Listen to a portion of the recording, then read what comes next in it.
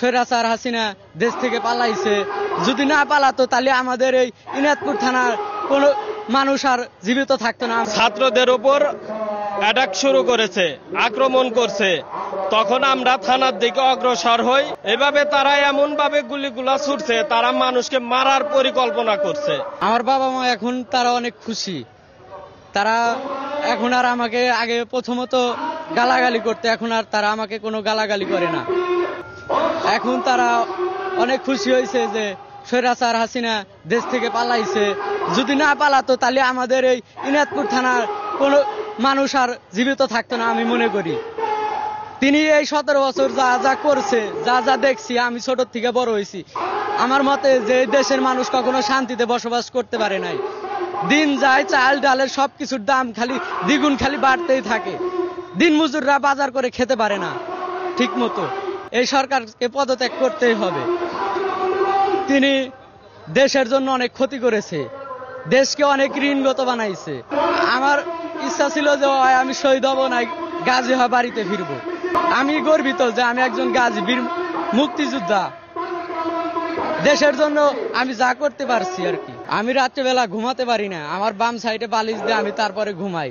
গত মাসের 4 তারিখে 4 আগস্ট সকাল 10টার দিকে যখন আমরা মিছিলে খুবনি থেকে ইনায়তপুরের দিকে আসি, তখন আমাদের উপর অনেক অত্যাচার করেন ইনায়তপুর থানার যারা পুলিশ সদস্য ছিলেন, এবং আমাদের উপর অনেক রকম অত্যাচার করে গুলি মারছে।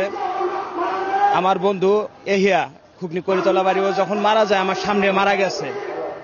আমার সাথে সহপাঠীরা যারা মারা গেছে ওদের রকম দেখে আমি আগে গেছি। আগে যাওয়ার পরে আমার উপরেও তখন টিয়ারসেল ঘাস মারা হয়। তখন টিয়ারসেল ঘাস মারার পরবর্তীতে আমি আগুনের কাছে যাব, তখন একটু মোটামুটি সুস্থ ফিল করছি। তার পরবর্তীতে যখন আমি গেছি তখন তারা আমার উপরে নির্যাতনভাবে আমার এই পায়ে গুলি করে।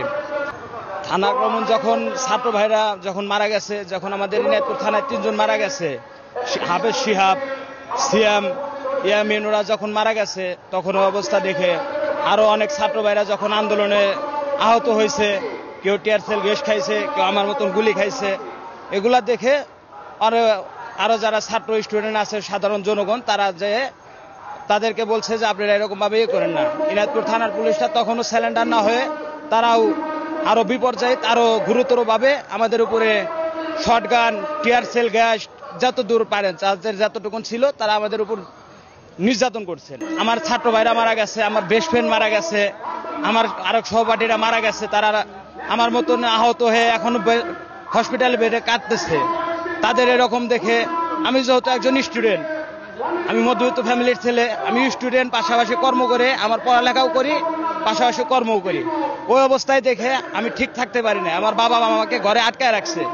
সে পর্যায়ে আমি ঘর থেকে যেভাবে হই বাইরে হয়ে আমি আমাদের এখানে মিছিল আইছে, মিছিলে যোগ দিছি। যোগ দেওয়ার পরে আমরা যখন ইনায়তপুর থানার সামনে যাই, তখন তারা আমাদের উপরে নির্যাতন শুরু করছে, গুলি করে। যখন আমরা শুনতে পেলাম যে আমাদের ভাইদের ওপর গুলি চালানো হচ্ছে, টিয়ারসেল ছোড়া হচ্ছে, তখন আর সইতে না পেরে আন্দোলনে যোগ দিয়েছি। ইনায়তপুরে আমরা কেজির মোড়ে অবস্থান করি, তৎক্ষণাৎ শোনা যায় আমাদের ইনায়তপুর থানায় ছাত্রদের উপর অ্যাটাক শুরু করেছে, আক্রমণ করছে। তখন আমরা থানার দিকে অগ্রসর হই এবং সেখানে গিয়ে দেখি যে পুলিশ রাস্তার উপর এসে চারদিকে ইচ্ছামতো গুলি, টিয়ারসেল যা খুশি তাই করতেছে। এভাবে তারা এমন ভাবে গুলিগুলা ছুটছে, তারা মানুষকে মারার পরিকল্পনা করছে, একদম গায়ে লাগাইছে। যে সমস্ত গুলি আমরা জানি ছোড়ার নিয়ম পায়, তারা ডাইরেক্ট বুক, মাথা এইরকম অ্যাটাক করছে।